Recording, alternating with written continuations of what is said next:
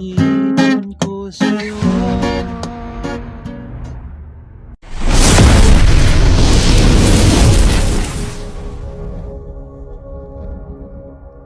Hello mga ka-idol! So ngayon meron na naman akong ituturo sa inyong napakagandang kanta. Itong kanta pala na ituturo ko ngayon ay request ng isa nating bagong subscribers, no? So ang request niya dito ay yung Sa Aking Puso by Ariel Rivera, kasi pangkanta niya daw doon sa bebe niya. So ito na ito, idol, ginawa ko na, gagawa na natin ng tutorial na reggae version, okay? So sana magustuhan mo tong reggae version natin ngayon, no? So dito muna tayo sa kanyang reggae pattern, okay? So yung reggae pattern natin is yung lagi ko lang itinuturo, yung dito yung bass natin, nakasama yung string, okay? Ganito siya. Tapos strum down, tapos stop sa string, tapos strum down ulit. Okay? Ulitin ko. Bass, nakasama yung string, tapos strum down, tapos stop, tapos strum down ulit.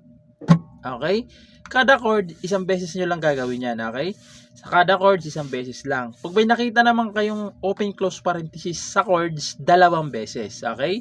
Pag walang open close parenthesis yung chords, yung normal lang, isang beses lang, ganito lang siya. Lilipat na, okay? Pag may open close parenthesis naman, ganito siya. Isa pa, tsaka nalilipat, okay? So ganun siya, ganun yung reggae pattern natin, okay? So proceed na tayo dito sa kanyang whole verse. So yung whole verse niya rito mga ka-idol is C. So yung C, ito siya. Pwede rin naman natin siya kunin dito, pero mas mahirapan lang kayo, kaya dito na lang natin kukunin, okay? Para dito na lahat. So ayan C. So yung C sa 3rd fret, 1, 2, 3, nakabar, ayan. Dito naman sa fifth, ayan sa 5th fret. Huwag yung pala tong pansinin na kapo mga ka-idol, kasi ito dito may bass na siya, nag-ano siya dito, may sira, kaya nilagyan ko ng kapo, pero nasa tono pa rin to, ha. Ito lang yung 1st fret ko, 2nd fret, 3rd fret, okay? Huwag nyo lang yung pansinin. Bali, walang kapo. Yung inyo, kung okay yung gitara nyo, huwag nyo lagyan ng kapo. Kasi ito sa akin, medyo nag-ano siya rito sa kanyang ano yun natin, no? So, ayan yung C. Balik tayo sa C. Nakabar sa 3rd fret, 1, 2, 3. Dito naman sa 5th ay 2nd string, 3rd, tsaka 4th, okay? Ganito kasi ako mag-ipit ng C. Pwede naman ganito, depende na lang sa inyo kung saan kayo mas nadadalian, okay? C. Tapos pupunta kayo ng G. So yung G nakabar pa rin sa 3rd fret. Ayan, 3rd fret pa rin. Ayan, tapos dito naman sa 4th, 3rd string. Sa 5th naman ay 5th string tsaka 4th string. Okay, ayan. A, G. Sunod is A minor na nasa loob na ng open close parenthesis. Ibig sabihin, dalawang bass nyo gagawin yung reggae pattern na nakalagay dyan. Okay? Ayan. So yung A minor, nandito siya. 1, 2, 3, 4, 5 sa 5th fret nakabar. Sa 7th fret naman ay 5th string lang tsaka 4th string. Okay? Ayan yung A minor. Ayan. Pupunta kayo ng F. Ayan. Yung normal lang na F nyo gagamitin natin. Kasi kung dito, mas mahihirapan kayo kasi yung G nandito na rin, lalayo na. So dito natin kukunin yung F. Okay? So yung F sa 1st fret nakabar. Sa 2nd fret 3rd string. Sa 3rd fret ay 3rd string 4th string tsaka 5th string. Yan. F. So babalik lang kayo ng G. Tapos C. Tapos G ulit. Kung mapapansin nyo dyan mga ka-idol, hiniwalay ko yung mga chords na yan. Meron sa taas, meron sa baba. Pero dulo lang yung nagkaiba niyan. Okay, dulo lang. Total dulo lang, sasabihin ko na lang. Babalikan nyo lang ulit yung C, G, A minor na nasa loob ng open close parenthesis. Tapos F ulit. Tapos G. Tapos C. Tapos isa pang C. Okay, kasi kanina sa una, isang may G. Sa pangalawa, puro C na. Okay? So sasampu lang ako kayo ng kanyang kanta para mas maintindihan nyo kung paano siya tugtugin. So ganito naman siya kapag may tugtog. Ulit-ulitin ko sa'yo ang madama ng aking puso.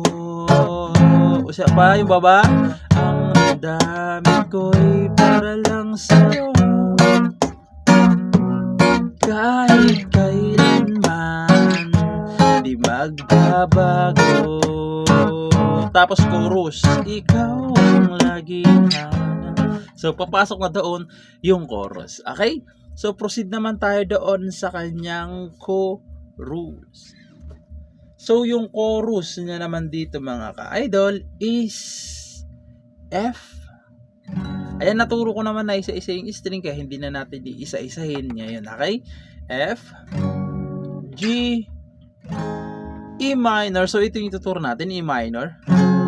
So yung E minor ito siya 1, 2, 3, 4, 5, 6, 7. Sa 7 fret nakabar siya dyan. Dito naman sa 8 ay third string. Sa 9 naman ay second string pala dito sa 8th fret, second string. Sa 9th fret naman ay 4th string tsaka third string. Ayan yung E minor. Tapos babalik kayo ng A minor. Ayan. Tapos pupunta kayo ng F na naman. Tapos G. Tapos dalawang C. Yung mga chords na yan mga ka-idol is 2 times nyong gagawin. Okay? 2 beses sa chorus. Okay? So sasampulan ko naman kayo ng kanyang chorus para mas maintindihan nyo kung paano siya tugtugin. Okay? So ganito naman siya kapag tinugtog. Ikaw ang laging hanap-hanap sa gabi't araw. Ikaw ang lais ko sa tuwina ay natatanaw. Ikaw ang buhay at pag-ibig, wala namang iba. Sa aking puso'y tunay kang nag-iisa. Tapos babalik na naman kayo doon sa kanyang verse. Di ko nais na mawalay ka. Babalik na naman kayo doon, okay? So, ganoon lang naman siya tugtugin. Madali lang naman siya i-reggae, no? So, sa nag-request nito, ito na yun, idol. Sana magustuhan mo at maraming salamat sa request mo. Good luck sa bago niyong matututunan.